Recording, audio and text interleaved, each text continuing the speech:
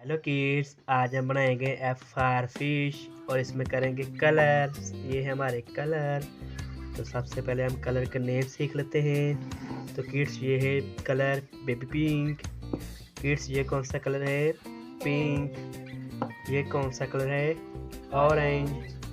तो अब करते हैं हम स्टार्ट।